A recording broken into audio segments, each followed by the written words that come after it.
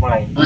Di warga itu pengen Assalamualaikum warahmatullahi wabarakatuh. Selamat malam. Kami dari kelompok D1 akan memperkenalkan tugas dari algoritma dan metode. Eh, Mulai dari saya sendiri, Chandra Ditya dengan NRP, dengan nama saya Chandra Ditya. Dan Saya Radia Satria dengan NRP 15 2023 125. Dengan saya sendiri Billy Mayasa dengan NRP 15 2023 051. Dan saya Muhammad Wildan Griani dengan NRP 15 2023 054. Saya Rehan Muhammad Fasiki NRP 15 2019 134. Oke, next slide.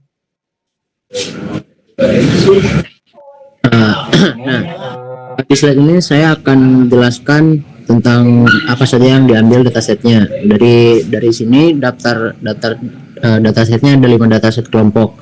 Slide ini nampilin 5 dataset yang digunakan oleh masing-masing anggota kelompok untuk eksperimen silang. 25 kombinasi pengujian yang disebut di slide terbelakang. Nah, yang pertama ada dataset tinggi dan berat, clustering GMM berisi data antropometri, tinggi dan berat badan. Lalu yang kedua dataset mall customer. Dataset yang ini berisi dataset bisnis, biasanya berisi data pelanggan mall, umur, pendapatan, spending score, dan lain-lain. Sering dipakai untuk customer segmentation. Lalu yang ketiga ada dataset observatory, dataset astronomi, kemungkinan berisi koordinat bintang dari Sloan Digital Sky Survey sesuai info dari ini. Terus ya, di situ ada diletakkan di tengah kemungkinan karena ini dataset milik utama yang jadi acuan. Nah, lalu yang keempat ada dataset pengangguran. Dataset ini berisi data tingkat pengangguran berbagai negara di dunia, sumbernya dari World Bank. Lalu yang terakhir ada dataset earthquake. Dataset spesial berisi data kejadian gempa bumi dari tahun 1995 sampai 2023. Next. Nah, di slide ini dataset yang diusulkan, dataset yang dipakai ini contoh adalah dataset tinggi dan berat, berisi data umum orang-orang dengan berat dan tinggi badan yang berbeda-beda. Totalnya ada 500 baris data dengan 2 kolom, yaitu weight berat dan height tinggi. Dari hasil df.describe kelihatan statistiknya dari dasarnya. Yang pertama ada rata-rata berat, weight 61,27 rata-rata, tinggi height 169,52. Lalu berat berkisar dari 50,43 sampai 70,70. Tinggi berkisar dari 160,18 sampai 178,89. Dari df.info kurung buka kurung tutup juga dikonfirmasi datanya bersih, tidak ada missing value, semua 500 data non null, dan tipe datanya float 64 untuk kedua kolom. Next.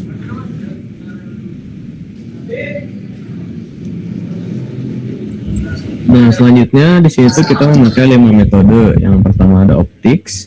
Optics itu berbasis kepadatan, lebih canggih dari DB-scan. Kelebihannya bisa mendeteksi outlier dan cluster dalam cluster, atau bisa disebut hierarki. Yang kedua ada GMM atau Gaussian Mixture Model. Berbasis probabilitas, menganggap data berasal dari beberapa distribusi normal, cocok untuk data berbentuk elips. Lalu yang ketiga ada hierarchy clustering. Berbasis pohon dendrogram, cocok untuk melihat struktur hierarki data. Lalu ada meansif, berbasis kepadatan, cara kerjanya seperti orang berjalan ke keramaian, tidak perlu menentukan jumlah klaster dari awal. Dan yang terakhir ada mini batch K-means, versi cepat dari K-means, cocok untuk data besar. Oke, di sini untuk bagian matriks evaluasinya adalah di sini tuh untuk mengevaluasi kualitas clustering yang dihasilkan oleh Gaussian Mixture Model digunakan 3 matriks evaluasi, yaitu Shellhart Score, Fishbowling Index, dan Kalinski-Harabas Index. Shellhart Score ini digunakan untuk mengukur seberapa dekat suatu data dengan klaster tempatnya berada dibandingkan dengan klaster lain. nilainya berada pada rentang -1 hingga 1. Jadi semakin mendekati 1, maka kualitas clustering semakin baik. Sedangkan Davis Baldwin ini gunanya untuk mengukur tingkat kemiripan antar cluster. Jadi semakin kecil nilainya, maka cluster semakin terpisah dengan baik. Terakhir untuk Kalinski sendiri, yaitu mengukur rasio antara jarak antar cluster dan kepadatan dalam cluster. Jadi semakin besar nilainya menunjukkan kualitas clustering yang semakin baik. Next. Ini juga udah dijelasin ya, Kalinski juga. Jadi kan dilihat kalau di hasil evaluasinya, kalau misalnya di bagian kanan itu contoh contoh skornya. Dia nilai silhouette skornya sebesar 0,7356, yaitu menunjukkan bahwa data pada masing-masing cluster itu punya tingkat kemiripan yang tinggi di cluster tempat berada. Selain itu, berdasarkan ketiga metrik tersebut, ya disimpulkan kalau misalnya beberapa metode mampu menghasilkan kualitas cluster yang baik pada dataset yang di High-Quake, contohnya yang ini. Next. Sekarang untuk pertama, jadi ini itu hasil analisis dari GMM dari metode saya sendiri, di mana umumnya kalau misalnya Gaussian mixture model itu kan dia itu metode clustering yang berbasis probabilistik, yang dia itu asumsinya bahwa data itu berasal dari beberapa distribusi normal. Beda sama K-means, mungkin untuk contoh umum, yaitu menggunakan centroid. Nah, GMM ini hitungnya pakai probabilitas keanggotaan tiap data. Jadi oleh karena itu GMM cukup fleksibel juga dalam menangani bentuk cluster. Next. Nah, dari hasil data pre-processing berisi informasi data tinggi badan dan berat badan. Jadi kalau di kodenya ini sebelum proses clustering, data terlebih dahulu dilakuin tahap pre-processing yang meliputi pemeriksaan missing value, data duplikat, deteksi outlier, dan menggunakan metode EQR atau interquartile range, serta standarisasi pakai standar scalar. Nah, hasil pre-processingnya menunjukkan bahwa dataset ini kondisinya cukup bagus, cukup baik buat nanti proses clustering di depan. Next. Mencari clustering terbaik ini hasilnya adalah jadi selain mencari data clusteringnya itu, model dengan 3 clustering ini dia itu menghasilkan kualitas clustering paling optimal karena punya nilai silhouette tinggi, Davis Baldwin yang rendah, dan Kalinski indeksnya juga yang tertinggi. Sedangkan eksperimen ini tuh yang terlihat seperti di tabel kiri itu dia menunjukkan dia itu nah di bagian sumbu X jumlah cluster itu mencari dia itu dari cluster 2, 3, 4, 5, 6 sampai 6. Dia itu kira-kira mencari apakah tiap cluster ini dapat 3 skor yang baik atau tidak. Nah, setelah dilakukan hasil seperti di tabel kanan, ini hasilnya yang paling optimal itu yang cluster 3 dibanding dengan cluster yang lain. Karena yang paling tinggi itu yang di silhouette skornya 0,7 dan juga diikuti oleh 2 skor yang lain.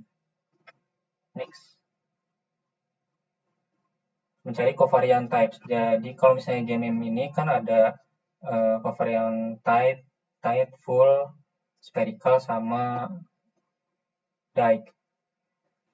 Nah, hasil pengujian ini jadi menunjukkan kalau seluruh covariant types ini punya performa yang relatif mirip. Tapi covariant type ini yang tipe tight itu menghasilkan silhouette skor tinggi sebesar 0,7356.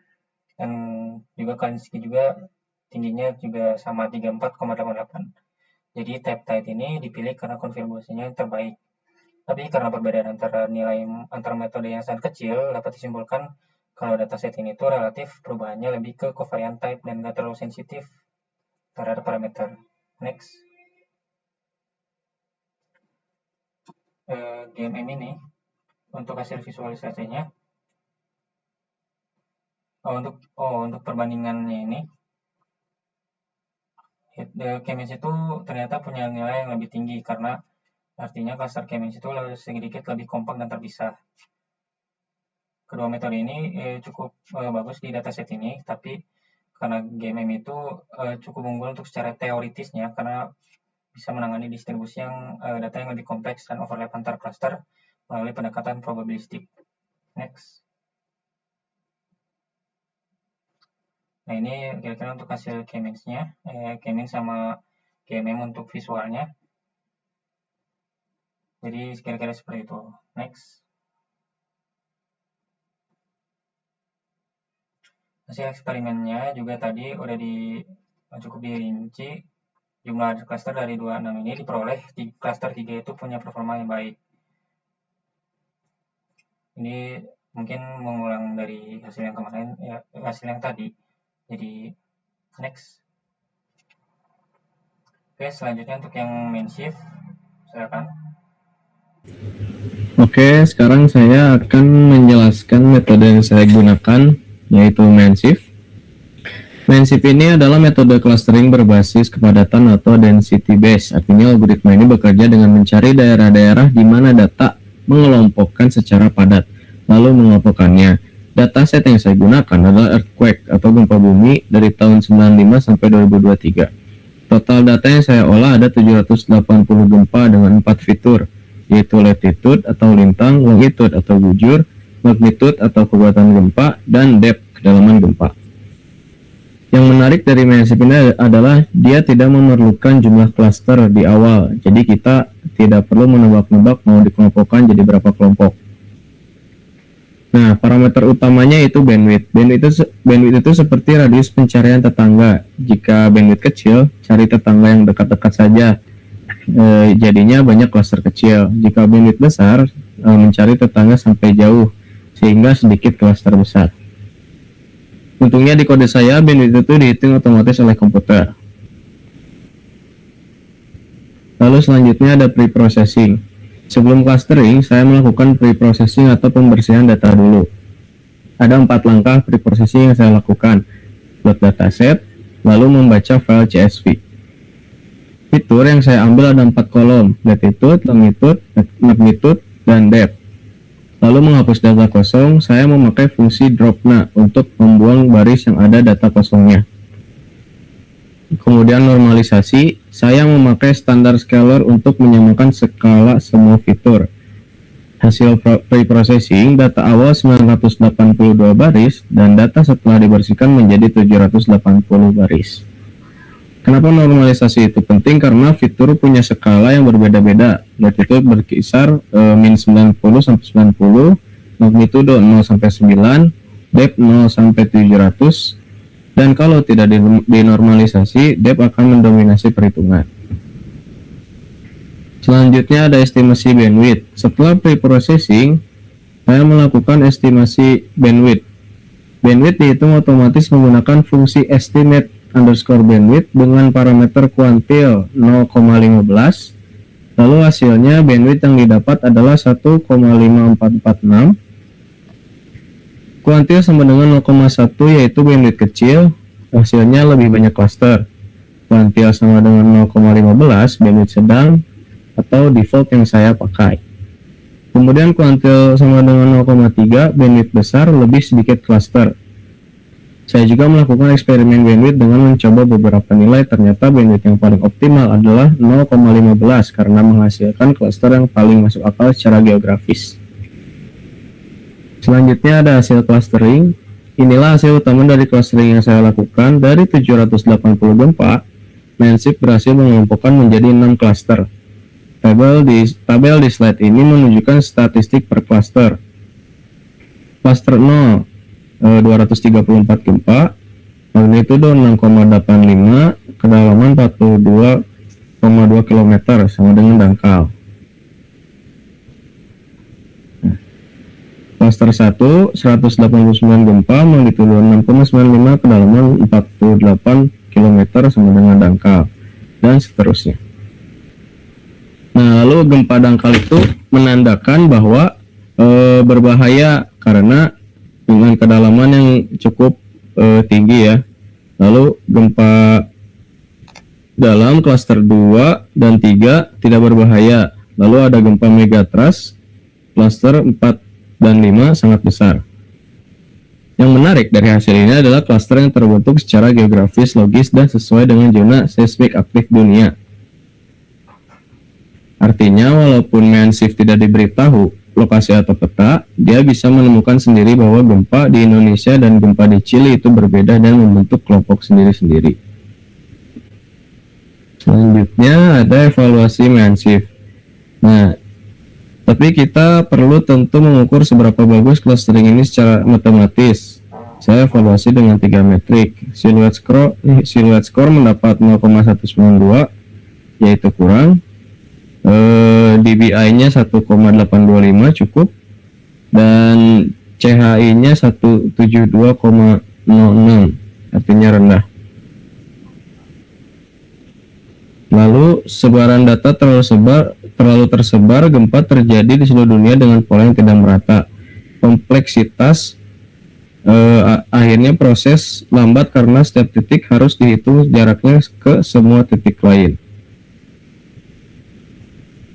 Oke, selanjutnya metode mini batch.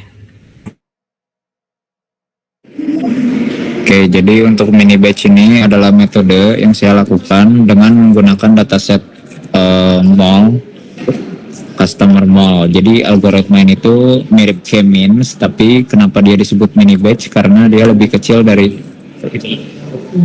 kenapa dia disebut mini batch? Karena dia tuh versi kecilnya dari K-means lah.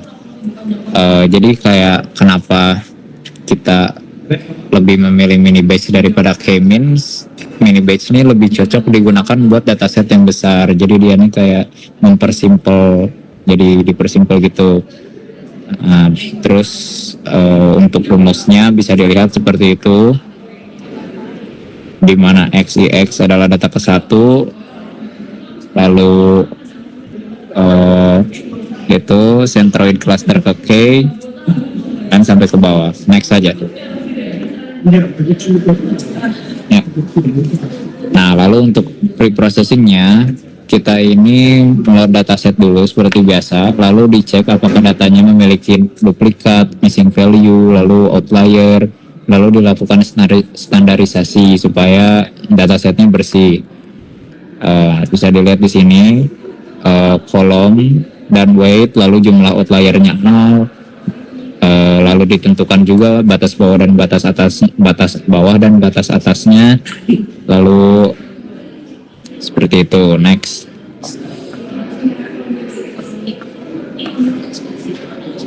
Lalu ini dilakukan eksperimen parameter tuning.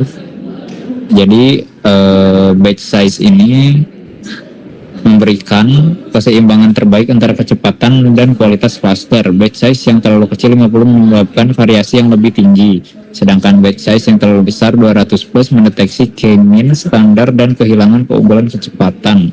Mini batch K-means dengan batch size 100 tetap jauh lebih cepat dari GMM dengan kualitas cluster yang hampir setara dengan K-means standar. Seperti itu. Lalu untuk proses tuning mini batch-nya di sini bisa terlihat hasil yang telah dilakukannya. Dia menguji dengan cluster yang kedua, lalu batch size-nya 50, sampai di bawah itu batch size yang 200, lalu dia memiliki hasil 15, 14, 17, dan 2.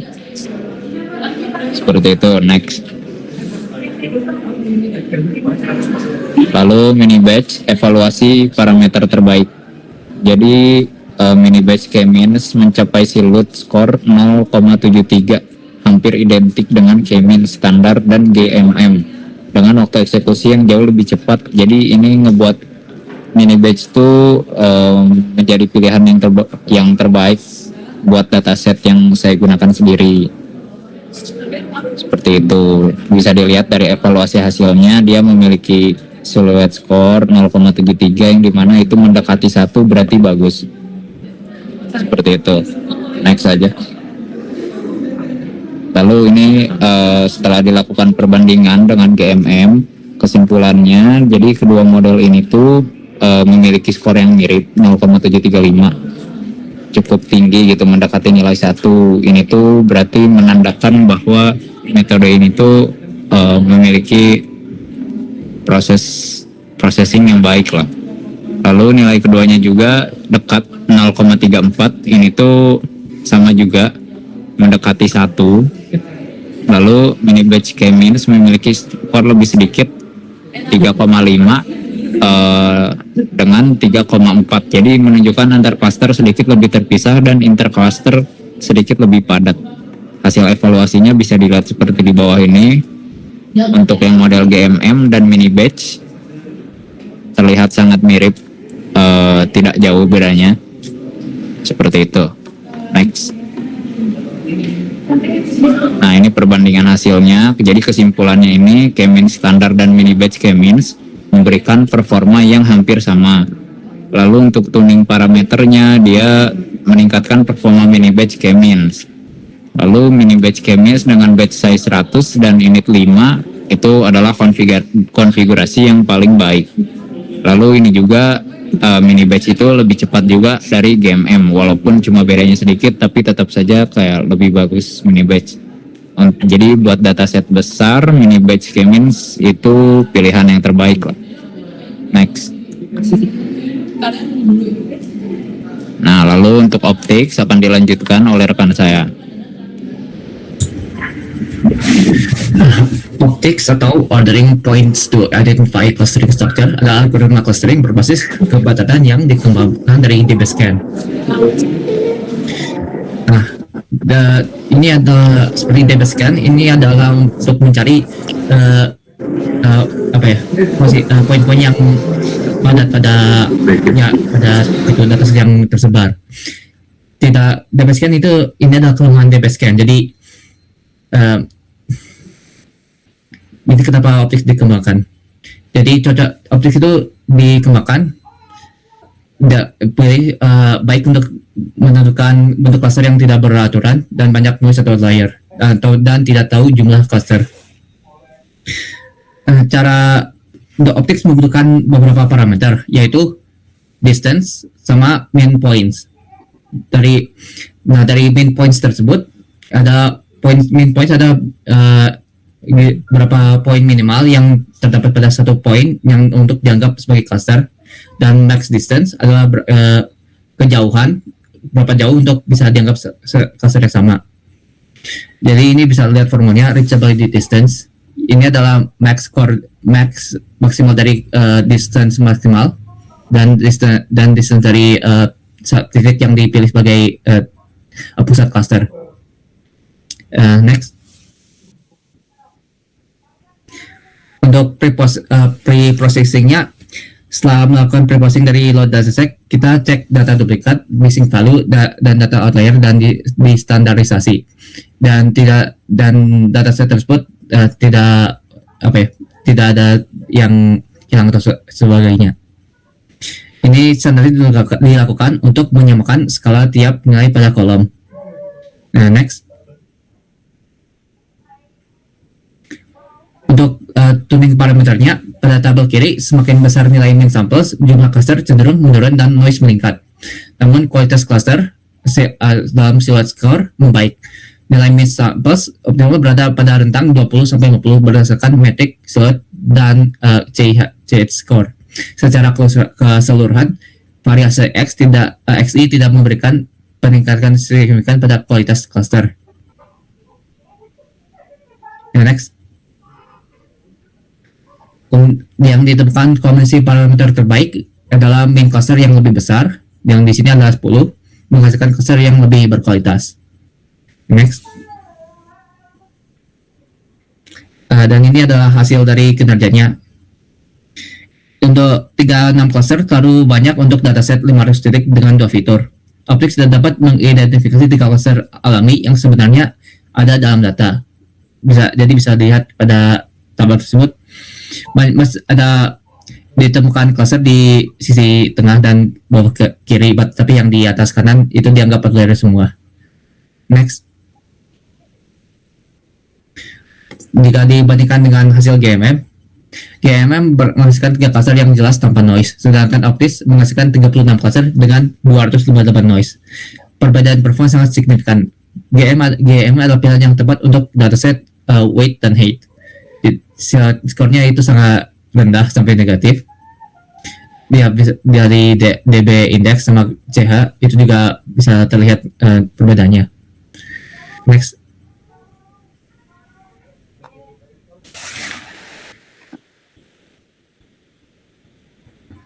Ya.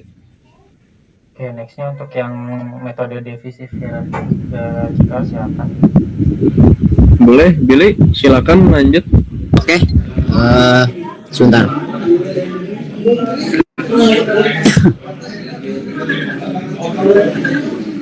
Nah, di sini saya menggunakan dataset metode divisif hierarki. Dataset yang diusulkan dataset yang sebentar. Nah, di sini dijelasin konsep dasar dari metode divisif hierarchical clustering.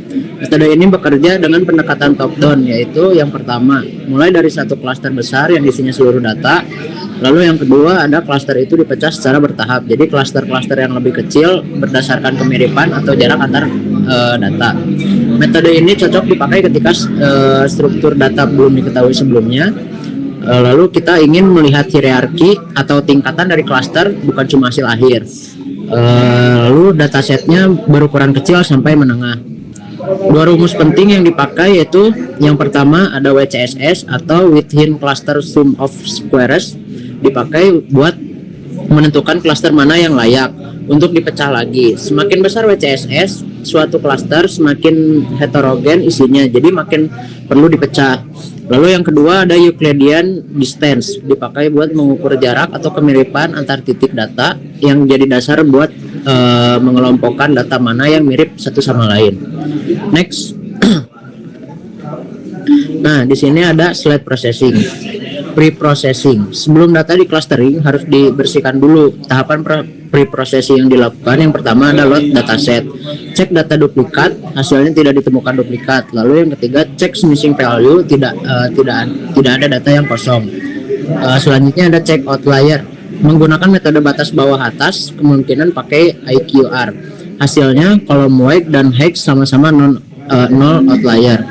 Lalu yang terakhir ada standarisasi data. Pakai standar scalar kurung buka kurung tutup dari library scikit-learn. Standarisasi ini penting dilakukan supaya skala nilai weight dan height jadi setara. Soalnya kalau skalanya beda jauh, misal weight dalam kilogram, height dalam sentimeter, itu bisa bikin hasil clustering jadi bias ke salah satu variabel yang skalanya lebih besar. Next, coba. Nah, di sini ada slide parameter tuning. Di tahap ini dilakukan eksperimen untuk mencari parameter terbaik buat metode divisif. Yang pertama, tuning jumlah cluster, max underscore cluster, dicoba dari 2 sampai 6. Di situ ada max cluster, Silhouette, DBI sama CH. Si max clusternya 2, Silhouette-nya 0,662, 0,3 DBI-nya 0,395, CH-nya 1127,47. Lalu ada 3 0,734, DBI-nya 0,350, CH-nya 3454,81. Lalu max cluster yang keempat, Silhouette-nya 0,593, DBI-nya 0,614, CH-nya 3297,39. Lalu ada max cluster 5 0,525, DBI-nya 0,724, CH-nya 2930,08. Yang terakhir ada max cluster yang ke-6 0,435, DBI-nya 0,817, CH-nya 2846,93. Nah, hasilnya 3 cluster adalah yang paling optimal karena Silhouette skornya paling tinggi dan DBI-nya paling rendah. Itu yang max cluster yang ketiga. Terus tuning means underscore sample 5. Yang selanjutnya coba.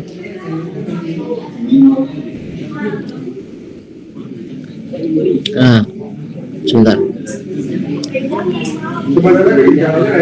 Oh, itu yang tadi ya. Nah, itu tuh tuning, yang kedua tuh tuning min underscore sample 5, 10, 15, 20, 30. ternyata hasilnya sama semua. Jadi parameter ini nggak ngaruh ke kualitas clustering untuk dataset ini. Lalu yang ketiga, tuning and underscore init atau kriteria variance diameter size, juga hasilnya konsisten sama. Jadi kesimpulannya parameter terbaik max underscore clusternya 3, terus min sampelnya sama dengan 5, silhouette-nya sama dengan 0,7337, terus DBI-nya 0,3502, CH-nya 3454,81. Angka 3 cluster ini juga masuk akal secara logika karena mempresentasikan 3 kategori postur tubuh: kecil, sedang, dan besar. Selanjutnya, next. Nah, di sini ada hasil kinerja. Setelah clustering selesai dengan parameter terbaik, ditemukan insight berikut. Ada hubungan atau korelasi positif antara weight dan height. Artinya semakin tinggi seseorang cenderung semakin berat dan juga badannya. Lalu ketiga, cluster terpisah dengan jelas dan proporsional berdasarkan ukuran tubuh. Lalu ada sebaran data di tiap cluster relatif rapat yang menampakkan clusternya kompak. Next, coba. Nah, perbandingan hasil. Di slide terakhir, hasil divisif ini dibandingkan dengan dua metode lain, GMM dan divisif recursive. Dari grafik perbandingan 3 metrik, Silhouette, DBI, CH, yaitu Silhouette skornya GMM 0,7347 sama dengan divisif Word 0,7347. Lebih baik divisif rekursif 0,7337. Lalu di situ ada DBI-nya, makin kecil makin bagus. Divisif Word-nya 0,3448 paling kecil, jauh lebih unggul daripada divisif rekursif yaitu 0,3502. Lalu CH skornya GMM paling tinggi 3462, tapi divisif Word dan rekursif hampir sama yaitu 3454 sama 3455 gitu. Jadi kesimpulan akhirnya ketiga metode menghasilkan cluster yang sangat kompak dan terpisah dengan baik, tapi divisif Word sedikit lebih unggul secara teoritis karena struktur dataset High-Wake ini sederhana dan jelas. Hampir semua metode clustering, GMM, divisit, K-means bisa bekerja dengan sangat baik di dataset ini. Next. Nah, selanjutnya akan dijelaskan oleh teman saya. Oke, ini sampailah di hasil perbandingan kinerja seluruh metode. Di sini tuh konteksnya adalah jadi tiap dataset ini menghasilkan 3 skor yang berbeda, 3 skor dari apa yang sudah dianalisis oleh 5 metode ini. Pada tahap ini kan dilakukan perbandingan hasil terbaik yang diusulkan oleh anggota kelompok. Perbandingan ini jadi berdasarkan rata-rata hasil seluruh dataset, Optics memperoleh Silhouette skor tertinggi sebesar 0,733, DBI-nya terendah sebesar 0,396, serta Kalinski-Harabas sebesar 9870,24. Hasil ini tuh menunjukkan bahwa secara keseluruhan Optics punya performa terbaik dibanding metode lain pada kumpulan dataset yang digunakan. Next. Untuk ringkasan rata-rata seluruh metode ini, di mana hasil pengujian dapat dilihat bahwa performa setiap metode sangat dipengaruhi oleh karakteristik dataset. Pada dataset High-Wake, dia itu punya struktur cluster sederhana dan jelas. Hampir seluruh metode mampu menghasilkan performa yang baik. Namun, ketika diuji pada dataset yang lebih kompleks seperti Earthquake, Sky Observatory, sama Unemployment, mulai terlihat perbedaan kemampuan antar metode. GMM dan Minshift itu menunjukkan performa yang baik pada dataset yang dengan distribusi yang relatif teratur, tetapi mengalami penurunan performa ketika terdapat noise atau kepadatan yang bervariasi. Mini batch K-means itu di sini punya keunggulan pada efisiensi komputasi dan menghasilkan performa yang cukup stabil pada beberapa dataset. Terus dari divisif hierarchikal juga dia menunjukkan hasil yang cukup baik karena mampu memanfaatkan struktur hierarki dalam datanya. Nah, sementara itu terakhir Optics ini mampu mempertahankan performa yang tinggi pada berbagai jenis dataset karena memiliki kemampuan menangani noise, outlier, dan variasi kepadatan data yang lebih baik juga. Next. Ya, silakan dijelaskan dulu oleh rekan saya yang ini. Oke, jadi ini adalah alasan kenapa kita menentukan optik sebagai metode terbaik. Jadi di sini tuh kenapa kita menentukan optik sebagai metode terbaik? Kita melakukan percobaan dengan cara menggunakan 5 dataset di setiap metode. Jadi kita tuh memiliki total 25 kali percobaan dan 75 total poin masing-masing dataset. Nah, untuk cara menghitungnya ini, misal kita memakai metode optik, lalu kita mencoba kelima dataset tersebut dengan metode optik. Nah, terus dilihat poin siluet yang terbaik, DBI terbaik, dan juga total poin CH yang terbaik. Nah, untuk yang terbaik pertama itu dia mendapatkan 5 poin. Lalu untuk yang selanjutnya dia mendapat 4 poin, 3 poin, 2 poin, 1 poin, seperti itu. Nah, setelah dikalkulasikan metode yang memiliki poin terbanyak yaitu adalah metode optics. Dia menangkan dengan 72 poin, jauh dari yang lain. Itulah kenapa kita bisa menentukan metode optik sebagai metode terbaik di tugas clustering kita ini. Seperti itu. Next.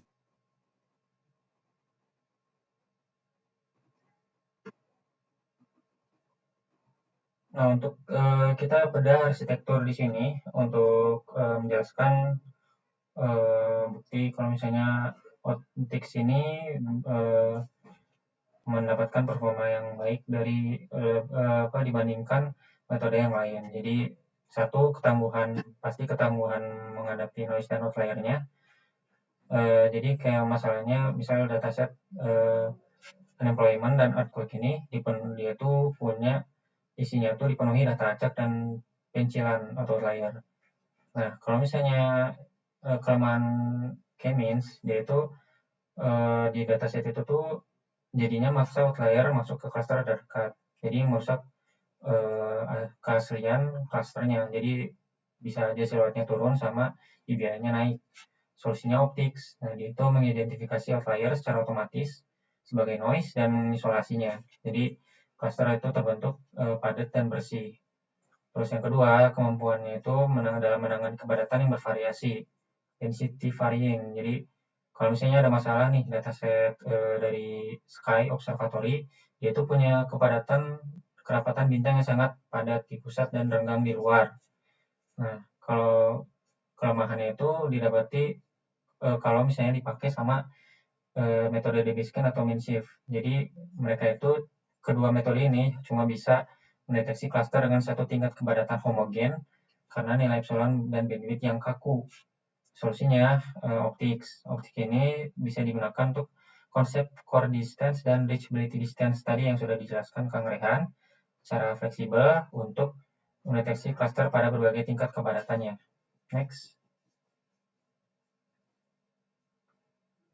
Dan juga terakhir ada adaptif juga. Optics ini adaptif terhadap bentuk non-spherical atau bukan yang bentuk visual bulat. Jadi misalnya ada masalah di clustering GMM atau dataset high quake, dia itu kan visualisasi akhirnya tadi itu yang di GMM itu berbentuk elips alami bukan lingkaran sempurna ya. Nah juga kelemahan juga ditemui di K-means kalau misalnya ngelakuin di clustering GMM dipakai dataset itu, yaitu dia tuh selalu memotong data secara paksa biar berbentuk lingkaran simetris, padahal nggak bisa gitu. Nah solusinya lagi-lagi optics. Pakai optics ini yaitu karena berbasis konektivitas tetangga terdekat, jadi clusternya itu bisa mengalir ikut bentuk alami datanya, bisa elips, memanjang atau meliuk gitu. Next. Mungkin saran boleh dari Kang Rehan. Silakan. Ini saran untuk optics. Optics memiliki tujuan untuk mencari bagian dari dataset yang memiliki kepadanan yang tinggi dan lebih cocok untuk dataset yang memiliki fitur-fitur yang saling koindependen seperti pemetaan. Untuk kenapa kemungkinan optics dapat mencapai nilai evaluasi yang tinggi bahkan di dataset yang menurut Theo kurang cocok untuknya adalah karena cluster negatif 1 yaitu cluster outlier tetap dihitung oleh metrik evaluasi sebagai cluster yang dievaluasi. Ini menyebabkan nilai evaluasi untuk menjadi lebih tinggi dari semestinya. Next. Yep. Next. Yep. Next. Oke, jadi itu saja untuk presentasi D1, presentasi kelompok D1 seperti itu. Jadi mohon maaf bila ada selama presentasi ada penjelasan yang kurang atau memang kurang menangkap atau kurang jelas, mau dimaafkan. Dan ini juga karena beberapa ada teman-teman yang agak keluar masuk, jadi mungkin memang di sini ada koneksi atau mereka ada di tempat yang kondisinya tidak kondusif. Jadi mudah-mudahan ini masih bisa penilaiannya masih bisa diterima dengan baik dengan nilai yang sangat yang baik juga. Dari kami sekian, selamat malam, assalamualaikum warahmatullahi wabarakatuh. Assalamualaikum warahmatullahi wabarakatuh.